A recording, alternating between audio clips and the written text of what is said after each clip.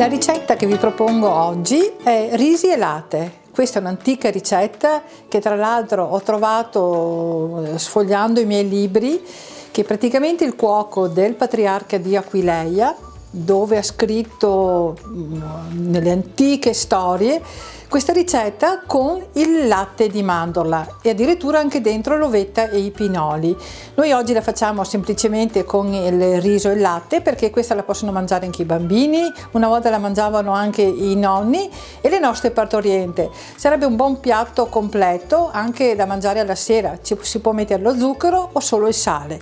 Allora, il latte sta bollendo, adesso vado ad aggiungere il riso, ho aggiunto il sale e lo zucchero.